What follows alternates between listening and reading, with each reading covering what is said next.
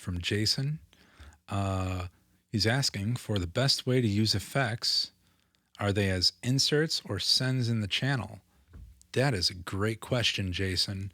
And uh, let me break this down just a little bit because when we say effects, and if you're able to type in chat and let me know, when we say effects, are you talking about things like time-based effects like reverb and delay, or are you talking about modulation like chorus, or are you talking about like EQ and dynamics like compressors, limiters, things like that? Because there's actually kind of a hierarchy there on like when and how you would want to use any of those things as either an insert or as an external send. Usually, when it comes to things like compressors, dynamic processors like compressors, limiters, and all the different types, multi-band compressors. Uh, Usually, we're using those things as an insert because we're not afraid of like processing that audio in a very hard way, in a very as we would call it, destructive way. It's not actually destroying the audio, but it's just changing that original sound.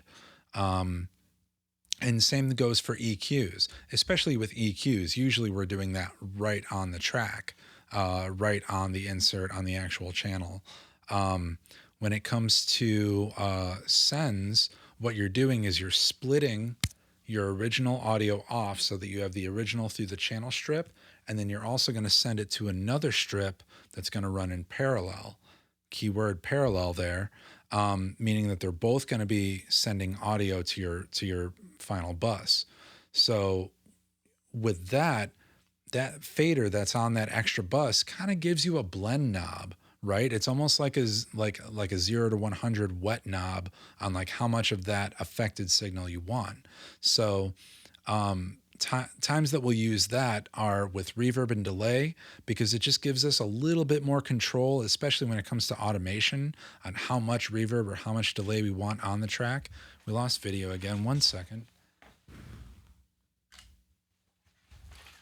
I am going to figure that thing out. I promise by Thursday. But that gives you a bit of like a wet dry knob when you're playing with that extra fader, and we're and then another way that you're going to use something like a dynamic processor on that auxiliary bus, on that auxiliary send, is for something called parallel compression, which we use a lot on things like drum bus, on acoustic guitar bus, sometimes on vocal bus. Although like it kind of depends, but especially almost every mix is going to have a fair amount of parallel compression on the drums. So what happens there is you're sending your drum bus over, and then you'll do like heavy compression on the send, and then feed that in and kind of blend the two together. Can you use reverb and delay and all that stuff on your actual inserts?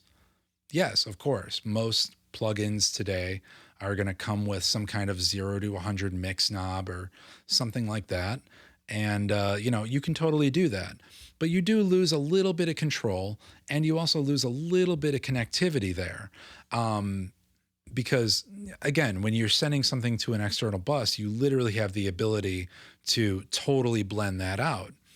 But also, when it comes to those delays and reverbs, you also almost lose the ability to have that 100% wet cascading out sound if you just want something to kind of drift away. So if I'm going to be looking for something to just get really distant, I'm not going to be necessarily doing that on a send bus. I'm probably going to load the reverb into my original insert channel strip and then play with the blend knob. The other reason why it's nice to send time-based effects to an auxiliary send is because you're going to feed multiple things to it. Let's say that you got a couple of vocal buses and you want all of them to have reverb on them. Well, you don't want to put reverb on every single one because that's going to take up a lot of CPU, especially reverb plugins. They can use anywhere from like 5 to like 25-30% of your CPU just from having one of them on, depending on what you're using in your system. So you'll have one track that's just your reverb bus, and then you can send multiple vocals into that bus, and then bam, you got nice reverb on all of your vocals, only using one of them. So,